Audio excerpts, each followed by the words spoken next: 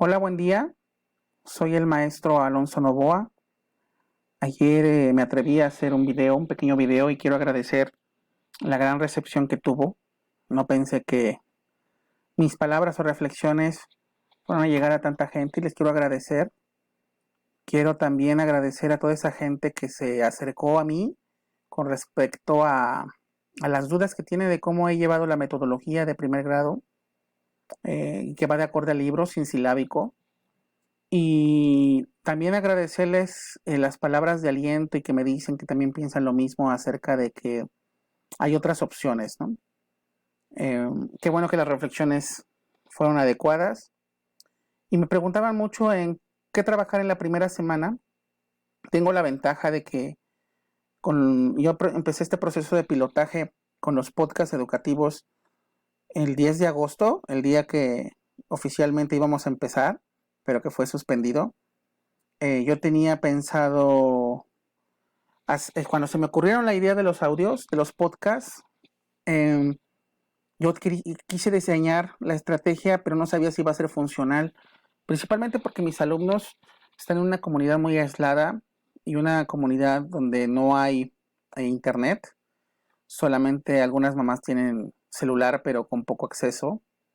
Entonces el mandarles un video de YouTube, el mandarles un video, iba a implicar mucha carga de datos y mucho costo para ellos.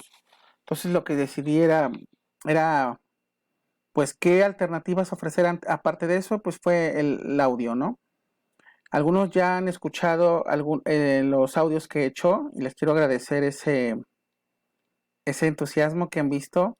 Es mi voz, es mi voz. Uso mi segundo nombre para con los niños. Yo soy Alonso, pero también soy Camilo. Con ellos soy el maestro Camilo. Y decirles que me ha resultado muy exitosa la estrategia a 4 semanas, casi 5 con ellos, y que con mis alumnos llevo apenas la segunda semana y sí también con ellos he recibido mucha retroalimentación. Los niños sí están haciendo las actividades y lo que es importante del acompañamiento. Voy a ser muy breve, voy a tratar de explicar qué hice la primera semana con mis alumnos, qué es lo que están haciendo mis alumnos en esa semana. Y a lo mejor algunas cosas ya las hicieron, pero otras a lo mejor las van a hacer. Fíjense que esta situación de las estrategias en la primera semana son muy bonitas, son muy importantes y van de la mano con los aprendizajes clave que enmarca el libro, ¿no? También van de la mano con el libro de texto. Recordemos que los primeros textos son son de su nombre, son recorrido por la escuela, etcétera, ¿no? Y empezar a alfabetizar los espacios, conocer gente. Entonces yo me di a la tarea de como que adecuar las actividades a la casa.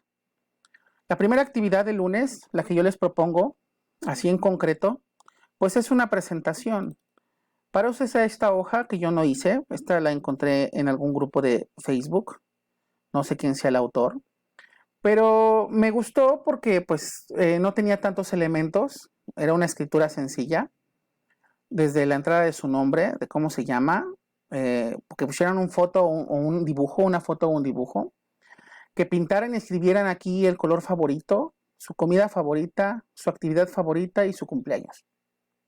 Lo interesante de esta estrategia es que yo le pedí a los alumnos que, bueno, en este momento sí les podían ayudar sus papás, pero le pedí que se presentara. Esta era una actividad rompehielo y los niños tenían que presentarse con sus papás y si era posible mandarme la grabación de la presentación conmigo. Entonces fue muy bonita esta estrategia, los niños lo hicieron muy bien y la verdad creo que como primera clase ya formal sí es relevante. Recuerden que en el libro de texto las primeras hojas se refieren a dibújate a ti, dibuja a alguien más. Entonces sí va muy de acorde a las actividades, ¿no? Eso sería la sesión del lunes en concreto. La sesión del martes sí fue la actividad de alfabetización del hogar. Les voy a mostrar las palabras que usé. Estas palabras que yo les mandé de esta manera. Puede haber dos versiones de la clase, ¿eh? Una es que ellos las escriban y decidan qué escribir con ayuda de sus papás. Pero yo lo que hice fue que hicieron un recorrido de su casa con estas palabras base, puede haber más, puede haber menos, y que empezaran a alfabetizar su casa, ¿no? De esa manera el niño va y alfabetiza y va escribiendo. Entonces, aquí empieza la reflexión del alumno con respecto a los portadores de texto, que por supuesto es una reflexión que ya he hecho desde que va a la tiendita, desde que eh, está yendo a comprar algo, desde que ve la televisión, ¿no? Pero bueno, esta actividad es muy interesante, muy bonita para los niños, porque la idea es que ellos, junto con su padre o su tutor o la persona que los acompaña, recorran su casa alfabetizando. Esa es otra actividad que pueden hacer y que es muy bonita. Todo eso, por supuesto, lo acompañé con un podcast, ¿eh? La tercera actividad que hice, de hecho, esta se puede tardar 2 veces, dos días, pero la segunda actividad que hice fue lo de palabras cortas y palabras largas, que sería la del miércoles. En este caso, vean lo que hice, son las mismas palabras que están en su casa, y lo que hice fue que él fuera contando las letras, ¿no? Aquí no va por sílaba ni nada por el estilo. Es ya ideas completas con palabras: casa, televisión, radio, puerta, ventana, mesa, cama. Primero empezamos en la primera clase con él y de segundo con su casa, ¿no? Eso es importante.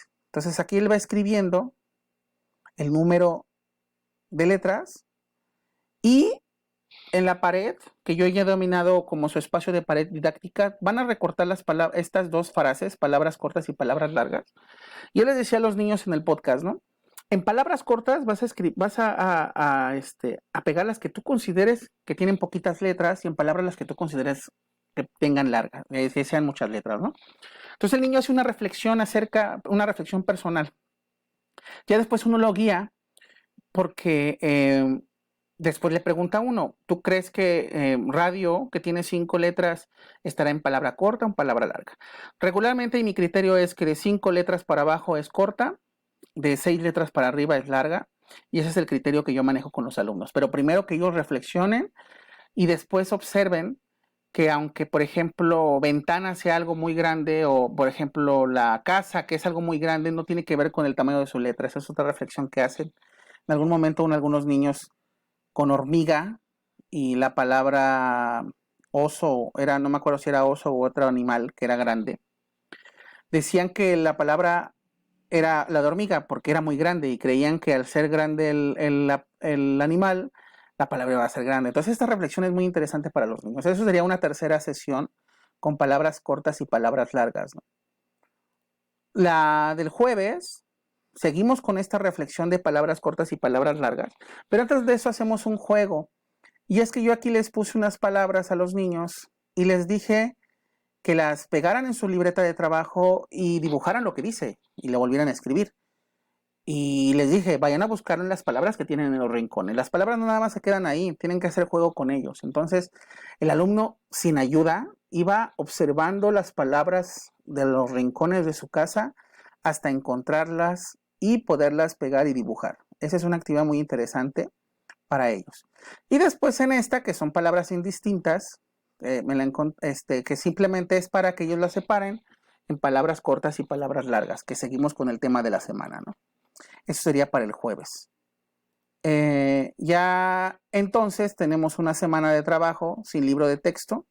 El último día hice un cuento de coronavirus, un cuento que me encontré, que me pasaron por ahí, me pasaron, y que está muy bonito y que lo grabé, donde se hace una reflexión acerca de los cuidados, del miedo que tuvieron los niños, etcétera, ¿no? Es un cuento para niños.